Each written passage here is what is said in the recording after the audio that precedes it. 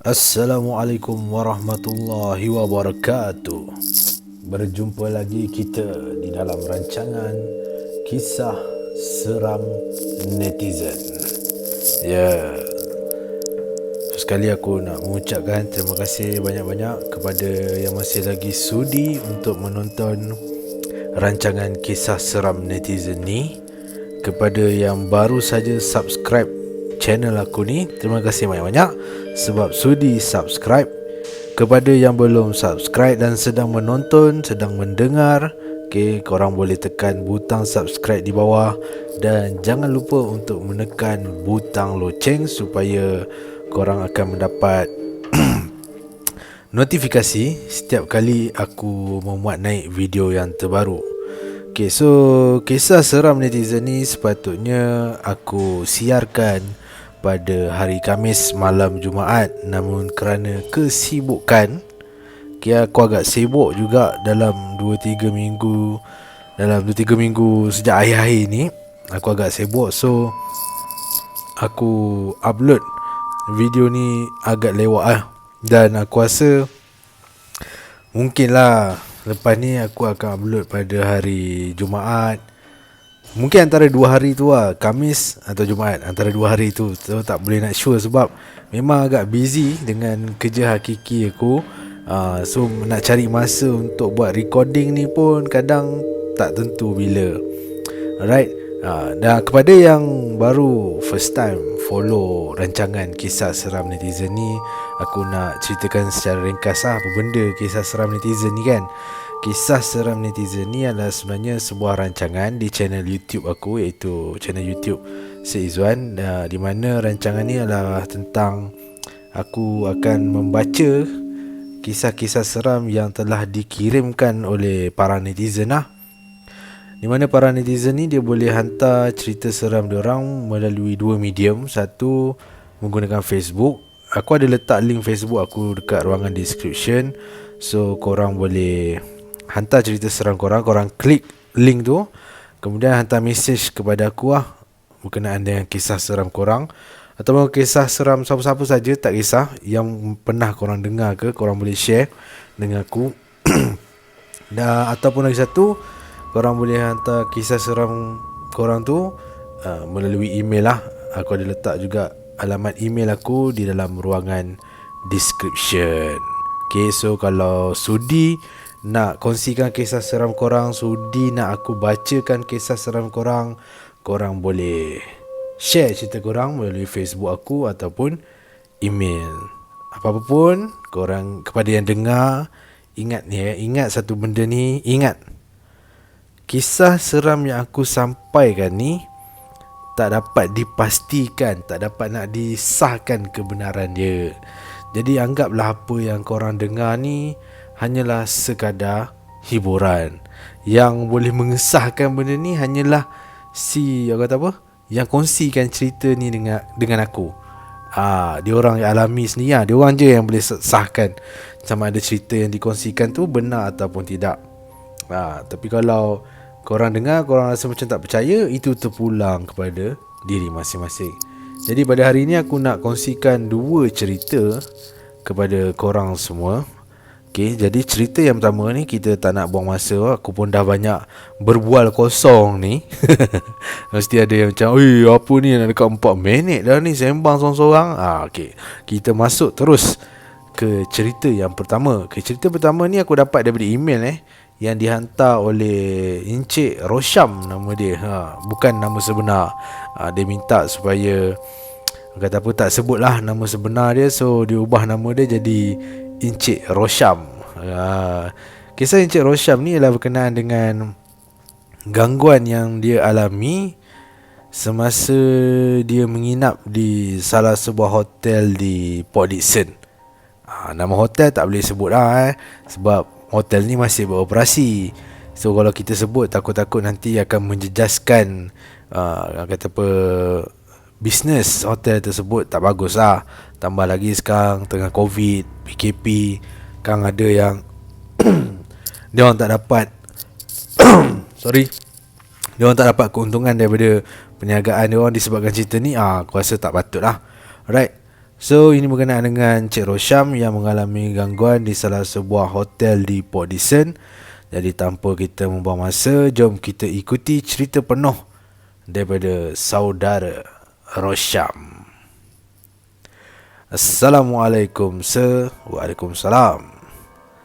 Kisah ini benar-benar berlaku pada saya dan keluarga ketika bercuti di sebuah lokasi popular di semenanjung tanah air baru-baru ni. Kat Port Dickson lah maksudnya ni. Pada 2 minggu sebelum kami pergi ke Port Dickson, isteri dah bagi cadangan nak bercuti di pantai sebab katanya dia ada rasa macam tertekan disebabkan COVID ni. Jadi awalnya dia dah tempah hotel di Pulau Pangkor. Namun keputusan PKPP yang dilanjutkan dan jumlah kes kian mendadak menyebabkan saya menasihatkan isteri saya untuk pertimbangkan semula percutian di pulau pada ketika ini. Sudahnya isteri saya tempah sebuah hotel di Port Dickson. Katanya dia dah janji dengan anak-anak dan anak-anak memang teruja sangat nak bercuti di pantai. Saya mula-mula rasa berhati lah. Yelah sebab kes COVID ni pun tengah meningkat naik kan. Jadi saya ikutkan, tapi disebabkan isteri dah beria, anak pun dah beria, saya pun ikutkan je lah kehendak diorang. Jadi kami bertolak ke Negeri Sembilan, ke Port Dickson dalam jam 2.30 petang. Perjalanan agak lancar sebab belum waktu kemuncak, dan kami sampai di Port Dickson pada pukul 4 petang. Sebelum ke hotel, saya mencadangkan agar singgah berhenti untuk makan kerana anak-anak mula buat perangai disebabkan diorang ni dah lapar. Pukul 4 tu bila dah sampai, kami pun terus check in di hotel. Semasa isteri dapatkan kunci, saya cari tempat letak kereta yang sesuai supaya tak perlu berjalan jauh dari lobi hotel untuk ke bilik. Kedudukan hotel tu terletak sangat berhampiran dengan pantai. Bunyi desiran ombak jelas kedengaran. Malangnya, bilik kami pula menghadap jalan raya utama, membelakangkan laut. Memang frust lah. Hotel dekat dengan laut, dekat dengan pantai, tapi dapat bilik menghadap jalan raya. Frust lah kalau hotel dapat bilik hotel menghadap jalan raya ni. Baik duduk kat rumah kot, menghadap jalan kat rumah sendiri kan. Tapi tak apa, kita teruskan dengan cerita daripada Cik Rosham ni. Saat saya membuka pintu buat pertama kali, masa tu saya tak ada rasa apa-apa yang pelik di dalam bilik hotel tersebut. Rasa biasa je lah, rasa biasa. Bilik luas, lepas tu ada dapur, ada ruang tamu yang lebar. So bila saya tengok keadaan bilik yang kemas, luas, saya rasa tak frust lah. Masa awal sampai tu dapat tahu yang dapat bilik berhadapan dengan jalan raya, frust. Tapi bila masuk, tak frust, steady, tenang. Kami semua pun simpan barang dan kemudian kami pun terus bersiap untuk pergi mandi ke pantai berdekatan dengan hotel. Dan masa pun berlalu, tibalah waktu maghrib, dan isteri mencadangkan untuk menjamu selera di sebuah restoran terkenal di Port Dickson dengan hidangan utamanya ialah char kway teow. Saya tak sebut nama kat sini sebab saya rasa ramai orang tahu kot char kway teow yang popular di Port Dickson. Kami pun pergi makan dan kemudian selepas makan malam sekitar 8.40 malam kami tiba semula di hotel. Disebabkan anak-anak mula kepenatan akibat bermain di pantai dan kolam renang hotel, saya memutuskan untuk menidurkan dahulu anak-anak, manakala isteri masih mahu berjaga untuk update aktivitinya ke dalam media sosial sambil menonton TV. Dan pada ketika inilah kisah seram pun bermula. Tepat jam 10 malam, bunyi gangguan mula kedengaran. Anak-anak saya pada waktu tu dah tidur lena dah pun.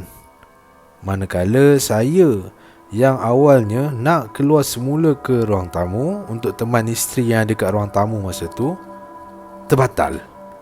Sebab tiba-tiba je isteri saya berlari laju masuk ke dalam bilik. Mukanya cemas dan Bila saya tanya, dia tak jawab apa-apa. Yang apa hal ni? Awak ni dah kenapa? Saya tanya, dia tak cakap apa, dia diam je. Jadi saya pun bila dia tak bagi apa-apa respon, saya pun baring semula di antara anak-anak yang sedang nyenyak tidur dari tadi. Kemudian kedengaran pula bunyi dari atas bilik. Maksudnya bilik di tingkat atas lah. Seakan-akan bangku ditolak dan ditarik berulang-ulang kali tanpa henti. Saya pun pandang isteri, dan isteri pandang saya, tepat dari katil tempat dia baring. Oh, so ini maksudnya dalam bilik hotel Cik Rosham ni, dia mungkin ada dua katil lah ni. Satu katil yang anak-anak dia tidur, dan satu katil lagi untuk Cik Rosham dengan isteri dia. Okay, sebab dari kata kat sini, saya pun bangun dari katil anak dan datang kepada isteri saya yang sedang baring di katilnya lah. Saya pesan secara berbisik kepada isteri saya, kalau dengar bunyi pelik, jangan takut dan jangan tegur. Begitulah kata saya kepada isteri, dan isteri mengangguk tanda dia faham. Saya pun kembalilah ke tempat saya baring bersama anak-anak tadi, dan isteri saya baring di katil dia berseorangan pada ketika itu. Elok saya nak labuhkan badan di atas katil anak bersama dengan anak-anak. Tiba-tiba saya dengar pintu bilik air tu bergegar perlahan. Pintu bilik air di dalam bilik hotel bergegar perlahan, seolah-olah macam ada orang yang cuba nak buka pintu tu dari sebelah dalam bilik air. Bilik air itu berada di dalam bilik tidur dalam bilik hotel kami menginap. Pada waktu ini, isteri saya nampak dia dah mula ketakutan. Saya beri isyarat supaya pejamkan mata dan diam. Dia mengangguk lagi tanda faham. Bunyi pintu bilik air digegar perlahan itu berlaku sekejap saja. Namun, bunyi tolak tarik bangku di atas bilik memang tak berhenti-henti. Mata saya mula berat. Walaupun ada rasa takut, tapi mata saya dah mula berat sebab saya dah penat. Saya dah drive dari siang tadi. Saya bermain dengan anak-anak di pantai, di kolam. Saya tak rehat langsung, sehinggakan rasa mengantuk tu mengatasi rasa takut. Tapi elok je saya rasa nak terlelap, sayup-sayup saya terdengar bunyi rakaman bacaan surah-surah Al-Quran. Automatik mata saya terbuka kembali dan saya lihat telefon isteri sedang terpasang bacaan surah Al-Quran. Tiba-tiba isteri saya bangun dan toleh ke arah saya. Berderau darah saya. Saya beristighfar panjang. Astaghfirullahalazim. Kenapa awak tak tidur lagi ni? Dah hampir jam 2 pagi dah ni, kata saya kepada isteri saya pada waktu tu. Tak boleh tidur lah bang, kata isteri saya. Suaranya perlahan dan bergetar. Memang macam suara orang yang ketakutan. Pada awalnya saya tak mahu tinggalkan anak-anak sendirian tidur tanpa saya teman. Tapi disebabkan isteri dah mula rasa sesuatu, saya pun ubah lokasi baring, berdekatan dengan katil dia baring dan berdekatan dengan anak-anak tadi. Katil tu hanya muat 2 orang dewasa dan agak tinggi untuk dibiarkan anak-anak baring sendirian di situ.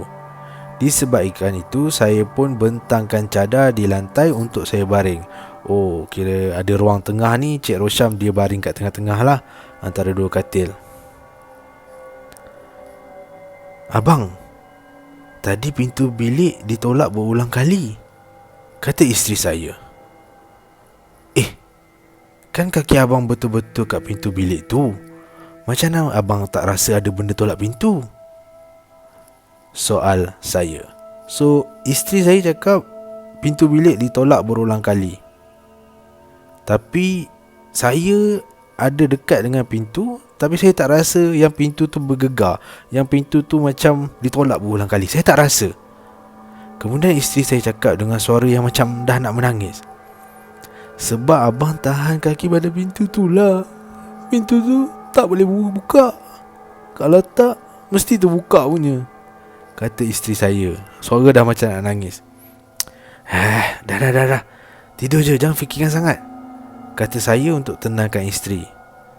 Saya tak pasti dia benar-benar tidur atau tidak, memandangkan bilik tu memang gelap gelita tanpa ada lampu dipasang. Bunyi tolakan kerusi tu langsung tak berhenti. Saya yang tidur pun pasti akan terjaga berulang kali akibat bunyi tersebut. Sehinggalah waktu subuh dan azan berkumandang, barulah bunyi tadi hilang. Kebanyakan gangguan yang kami lalui hanyalah pada bunyi-bunyian sahaja. Tiada penampakan yang berlaku.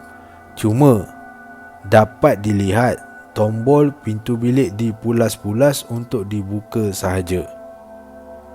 Disebabkan hal itu, kami hanya tidur semalam sahaja di situ.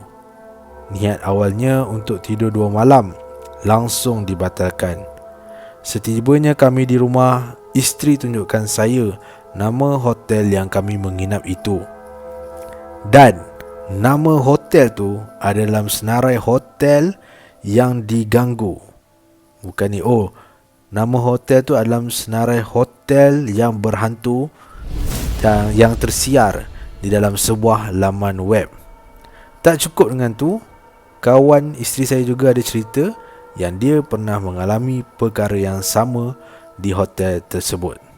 Tapi saya tetap bersyukur sebab benda tu hanya ganggu kami di sana dan tidak mengikut kami pulang ke rumah.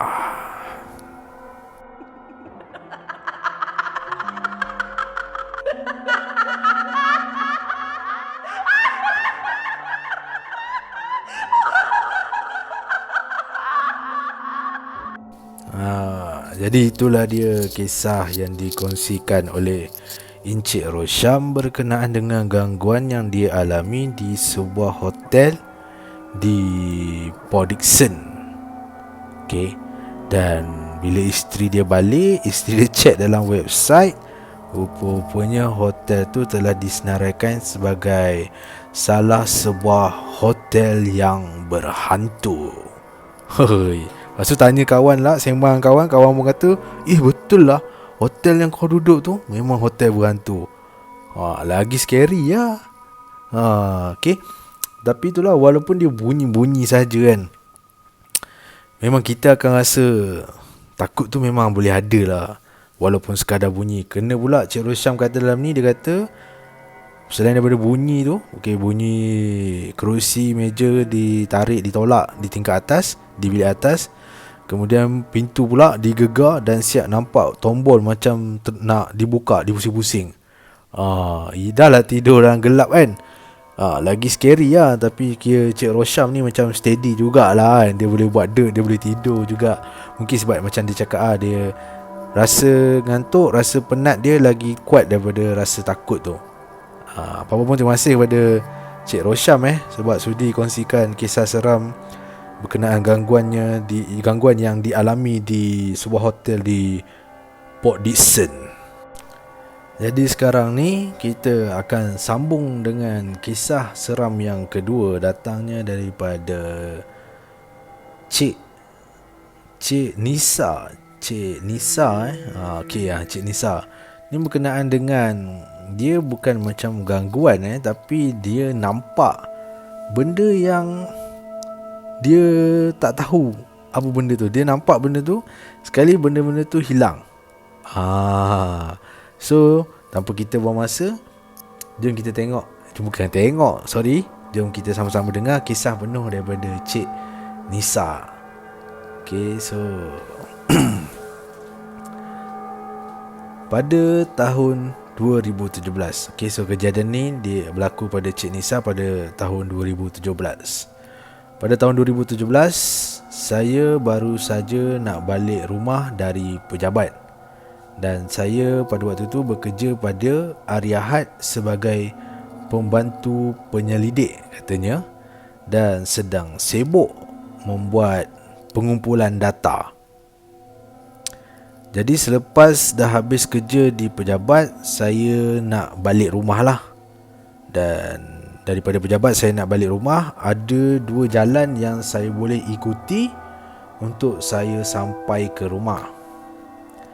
Satu jalan ni memang sunyi sangat dan jauh berbanding jalan yang biasa saya guna.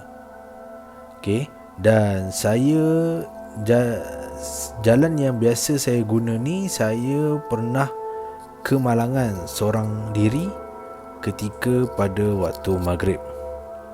Jadi saya pun baliklah menggunakan jalan yang biasa saya guna. Tiba-tiba sedang saya memandu kenderaan, saya ternampak serpihan kereta, serpihan macam kereta pecah. Dan pada waktu tu pun saya terdetik dalam hati, ada aksiden ni. Ni macam bumper kereta ni ada aksiden ni. Dan tak lama kemudian, bila saya bergerak ke depan sedikit, saya nampak ada satu kereta pink tersadai di tepi jalan. Dan saya nampak ada seorang pelajar perempuan sedang duduk di tepi jalan. Saya bila nampak pelajar perempuan tu, saya pun rasa nak tolong lah, sebab saya faham perasaan dia macam mana, berseorangan, lepas tu nak dekat waktu maghrib dah, lepas tu duduk sorang-sorang, aksiden, tak tahu nak buat apa. Dan disebabkan saya pun ada pengalaman pernah aksiden di jalan tu, saya pun berniat berhenti untuk tolong student tu, untuk tolong pelajar tu. Saya nampak dia memang macam student lah. Jadi saya pun berhenti kat tepi jalan dan saya pun nak bantu dia. Lagipun walaupun jalan ni jalan biasa orang lalu, tapi weekend memang jalan ni tak jarang nak ada kereta yang lalu. So kebetulan saya pun berhenti. Dan saya pun tanya macam mana boleh accident dan sebagainya. Dan student tu pun cerita kepada saya tentang apa yang berlaku. Saya pun call orang towing, yang mana orang towing ni adalah orang yang saya percaya lah. Jadi saya pun sama-sama tunggu dengan student tu, sementara dia tunggu kawan-kawan dia dari kampus. So kawan-kawan dia ni duduk dekat kampus. Jadi dia pun call kawan dia untuk datang ambil dia, supaya teman dia dan saya pun boleh pulang lah selepas tu. Kemudian dalam 10 minit, selepas 10 minit, kawan-kawan student yang saya tolong ni pun datang. Dan ada juga pada ketika itu, pada waktu yang sama, tiba-tiba ada lori towing yang tak dikenali datang kat kami. Disebabkan saya ni dah ada experience kira macam otai, dan saya takut pelajar tu diambil kesempatan, saya pun cakap dekat lori towing yang sampai tu, saya cakap saya dah call lori towing saya sendiri. Tapi brother lori towing tu macam tak puas hati. Dia cakap dia nak juga tarik kereta budak tu, tapi saya lawan juga. Dan akhirnya brother tu mengalah, dan saya pun menunggulah lori towing yang saya dah call. Kemudian masa kawan-kawan student yang saya tolong ni sampai, saya nampak ada 3 perempuan di dalam kereta tu. 3 perempuan dan 1 lelaki. Okey, 3 perempuan dan 1 lelaki. Jadi saya, bila kawan-kawan dia keluar daripada kereta tu, hanyalah 3 orang saja. Okey, 3 orang kawan saja yang keluar. Lagi seorang tu tunggu dalam kereta. Saya pun tak tahulah kenapa dia tunggu. So 3 orang je yang keluar. Dan bila 3 orang tu keluar, saya pun sembang-sembang lah sikit dengan student yang accident tu, dengan 3 orang kawan dia. Saya pun pesan lah, kalau tengah tunggu ni ada lori towing sampai, jangan percaya lah. Sebab masa tu saya pun dah nak bergerak pulang. Saya cakap jangan percaya, sebab saya dah pun kontak lori towing dan kejap lagi akan datang lah. Kemudian saya pun dah nak bergerak balik pada waktu tu. Jadi masa saya nak bergerak balik masa tu, so ada 3 orang kawan yang daripada kampus, seorang student yang accident tu. Saya pun tanya pada 3 orang kawan yang baru keluar daripada kereta tu. Saya tanya pada dia, mana lagi seorang kawan dalam kereta, tak keluar ke? Lepas tu 3 orang yang baru keluar dari kereta tu, dia macam saling berpandangan. Dia orang macam pelik dengan soalan saya. Lepas tu dia orang tanya saya, kawan yang mana kak? Alah, kawan yang dalam kereta tu. Asal duduk dalam kereta? Lepas tu dia orang pun pusing ke belakang dan tengok kereta dia orang. Dia cakap, "Kak, kami datang bertiga je ni."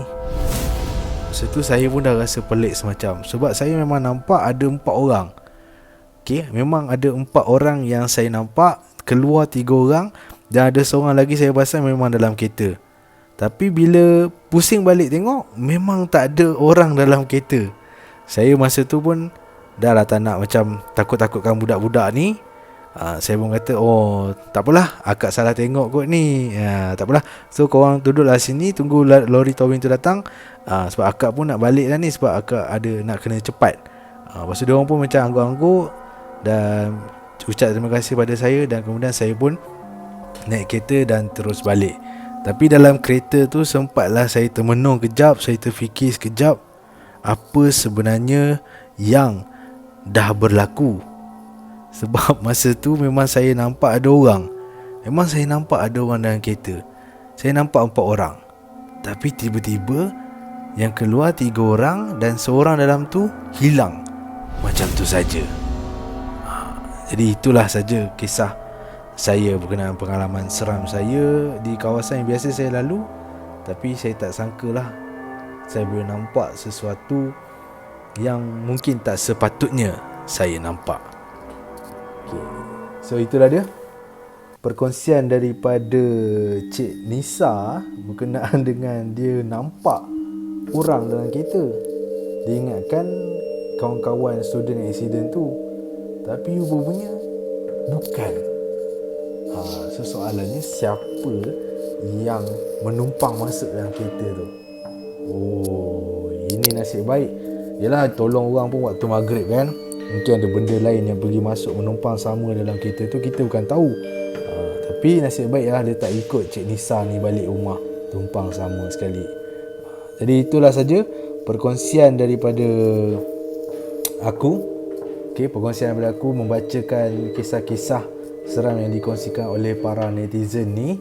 Aku harap korang rasa seram. Tak rasa seram banyak, rasa seram sikit. Apa-apa pun, ingat cerita ni anggaplah saja sebagai hiburan. Yang dapat mengesahkan benar ialah orang yang pernah mengalaminya sahaja. Kalau korang rasa tak nak percaya pun boleh, rasa nak percaya pun boleh, tapi jangan terlalu taksub. Dan ini orang kata apa? Ikut pendapat dan pendirian masing-masing. Walau bagaimanapun, kepada sesiapa yang sudi nak share kisah seram korang boleh, macam aku cakap tadi, boleh hantar melalui Facebook, ada link aku kat bawah, ataupun email kepada aku kisah seram korang. Jadi setakat tu dulu untuk hari ni. Kalau korang suka dengan apa yang korang dengar, jangan lupa untuk klik subscribe dan jangan lupa untuk tekan butang thumbs up. Sehingga kita berjumpa lagi minggu depan, insya-Allah, di dalam rancangan Kisah Seram Netizen.